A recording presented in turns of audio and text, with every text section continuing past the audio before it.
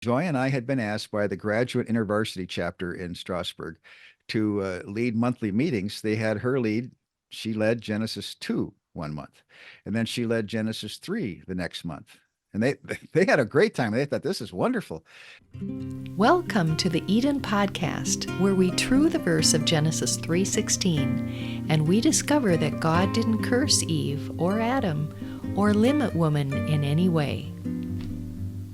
The big deal was, God didn't curse Eve or Adam or limit woman in any way in Genesis 2 and 3.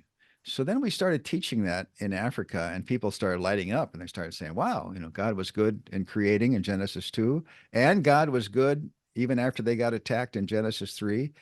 That really gives me a fresher, a more wonderful opinion and understanding of who God is. Hmm. So if I've got a passion, it comes from that, from people seeing how, from first realizing that they didn't trust God and didn't like Eve or Adam, then to realizing, oh, they did trust God and they did see God's grace and looked forward to the coming of the promised child. And so there's a real difference if you understand the 11 Hebrew words of Genesis 3:16, and it makes a big difference in your understanding of New Testament passages as well. Mm-hmm. Mm-hmm. Yeah. Do you want to share any more on how you found that work helpful with your New Testament studies and how that tied into doctorate work for you? So we came back from after some years in Africa, came back to the States, and I was trying to finish my dissertation. And the question was, what do I write on? Because I had all my previous notes and courses were stolen and gone. These were pre-internet days, even pre-computer days. So it was all handwritten notes. They were gone. There was no way to recover it. Somebody asked me, he said, didn't you do any kind of research at the doctoral level, though, while you were in your doctoral program? Can't you finish your doctorate that way? Yeah, actually, Joy and I had been asked by the graduate intervarsity chapter in Strasbourg to lead monthly meetings. They had her lead. She led Genesis 2 one month, and then she led Genesis 3 the next month. And they had a great time. They thought this is wonderful. So they asked Joy, would you do Ephesians 5 and 6 the next month? And she said, I'm working on the Old Testament. Pardon me. Why don't you ask Bruce? And for me, it was a chance, frankly, to keep working on my French at that level. And I also wanted to see what the New Testament passages said. So I ended up teaching on Ephesians, First Timothy, and First Corinthians. And so I took that material and I researched and did my doctorate. Now this is a chance for my show and tell. My 504-page dissertation here, called "The Africanization of the Divine Revelation." And the first part is a contextual analysis of Paul's teaching in Ephesians 5 and First Timothy 2, informing a practical, this is the second part, informing a practical theology on marriage and marrying related to the Gombe people of the Bosabola region in northwestern Zaire. Wow.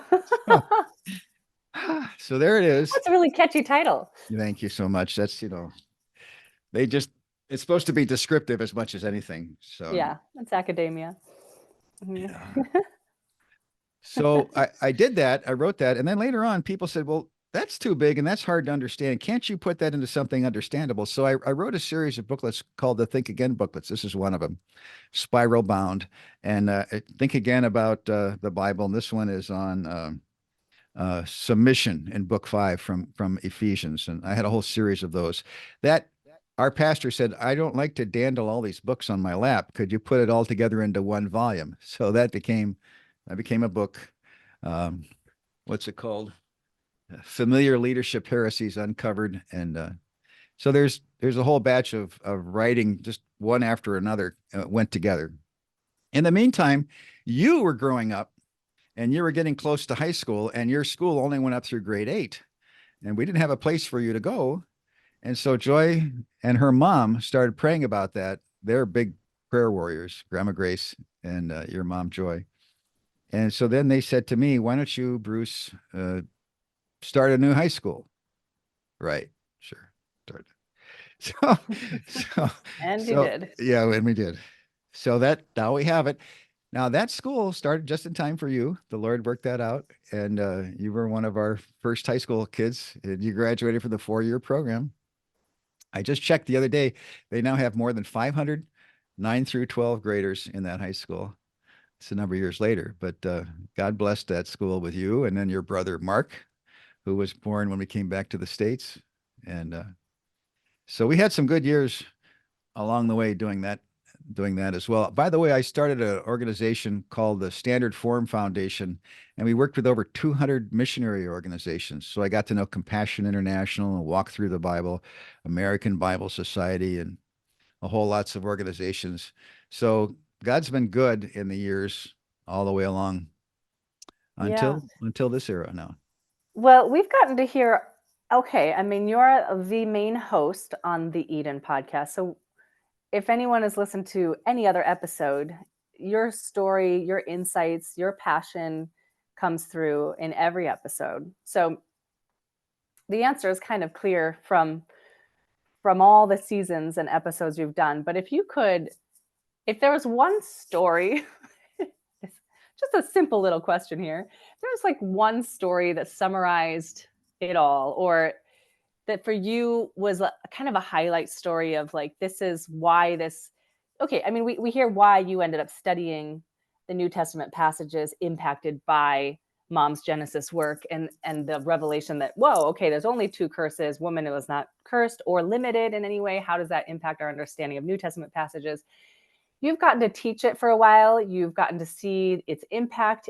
You get testimonial letters all the time of people who are following with the Eden podcast and the True 316 Foundation, and the teaching is changing their lives.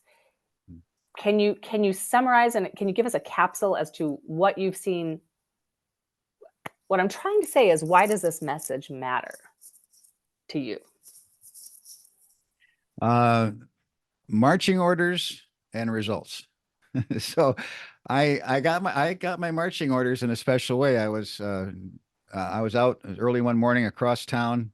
It was February. It was dark and the roads were wet. And I came to a long red light. And I had been listening to the local Christian radio station, and I said, Lord, I think I have one more project left in me. My hair is white now, so not a whole lot left. But what do you have? What would you like me to do? And it was almost out loud. 2 words: Joy's dissertation. So there's the marching orders, and I knew Joy's dissertation. That meant when we came back from Africa, people asked her to speak and to talk about that, and she wrote her book. Here's a recent version of it: Man and Woman in Biblical Unity: Theology from Genesis 2 to 3. It's a tremendous book. So I'll put a commercial in here. Yeah. If people would like to get a copy of her dissertation or her book or some of the books that I've written, you can go to true316.com. That's TRU316.com/true books, TRU books. So true316.com/true books. And the people we've been interviewing on the podcast as well, we put some of their books up there too. And Nice. so those are all linked and people can get a hold of that. That's great. I lost my train of thought. The marching orders. Marching orders. So the Joy's marching orders dissertation. was Joy's dissertation. And I thought, I know that people were interested in fixing the misinterpretation of Genesis 3:16.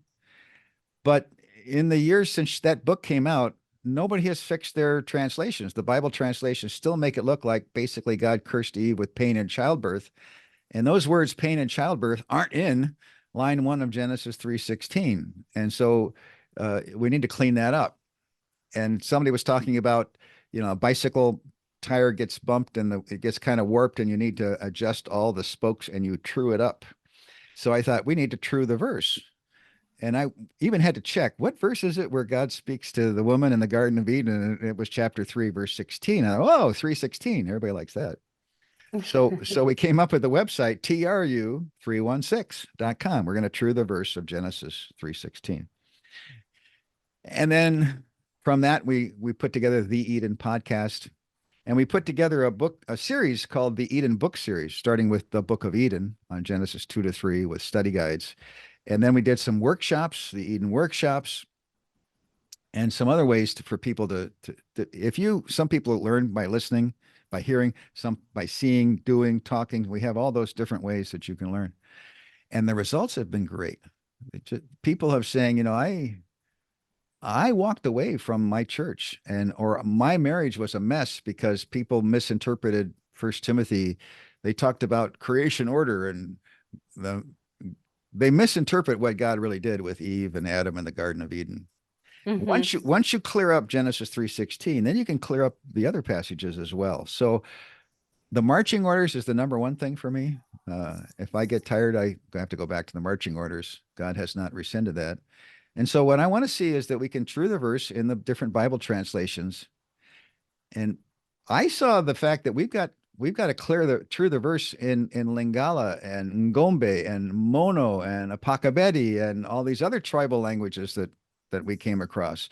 Not just in English or in French or in Spanish or in Chinese or we need to true the verse around the world. So that's my prayer request. So we started on March 16, which happens to be 316 day of 2023. We launched the True 316 Foundation. So now people can actually become members of the foundation. They can become monthly donors or make a one-time gift. And that's helping us to fund the expenses of the podcast and also to get the word out to other translators. And I just was interviewing or interacting with somebody today. They're a huge Bible society, and we're going to be talking to them in the next couple of weeks. So we're trying to true the verse any way we can, and we'd like to leave a legacy. We'd like to see that the verse gets cleared up. There's a lot of people frustrated and they're criticizing the church, and I think it's because they're seeing that there's Genesis 3:16 has been polluted and all the way downstream. We don't have a clear message. And so people say they pick on the problems. There's so much good stuff still coming through, but they'll pick on the problems and they'll say, this didn't kill me, but it made me sick. So we'll say, okay, we got to clear up the spring and let the clear water keep coming downstream from the spring. So my what's the word you said? Passion there. My passion is to true the verse. Yeah, I love it. I mean, I've been really moved by some of the testimonies unsolicited emails and stories you've received from people whose lives are so deeply impacted by the True 316 message. And I have my own personal friends, childhood friends who grew up in Christian homes, married, and have now walked away from the Lord because of how the church misrepresented the Lord's heart in areas of gender, abusive marriages where these friends were told to stay in their marriage and make him more of his favorite meals and just do more and serve him better. And it really came back to the disappointing theology that led to that kind of advice and lack of support and lack of giving of the Lord's loving heart to people who are really needing it. So I know I get excited for the impact of this message too, as I've seen it play out in both positive and negative ways. So thank you for taking this time to share with us. And it's really fun to hear it in that order and consecutively from kind of start to finish in this way, all wrapped up in this package. Thank you. This has been really fun. And I've appreciated hearing it. Thanks, Dad. Thank you, Christy. Thank you so much. Bye. Thanks. True 316 Foundation is the home of the Eden podcast. Join us for $3.16 a month or more. Let's true the verses on the key passages on women and men. Go to true316.com/partner. True 316 is strengthening and encouraging many, and we're getting stories every day of lives changed through our ministry. We're the home of the Eden podcast, and we're getting the word out that God didn't curse Eve or Adam or limit woman in any way. Our volunteer help is wonderful, and we grow stronger with each new true partner who gives to the True 316 Foundation so that we can cover the costs to do the technical work of the Eden podcast, to coordinate our True School workshops like the 2-week Eden workshop on Genesis 2 and 3, and to make the True 316 Foundation function in its outreach to scholars and students around the world. You can give now with a one-time gift. And better still, you can join now and become a monthly donor. We call our monthly donors our true partners. Please join now by going to true316.com/partner.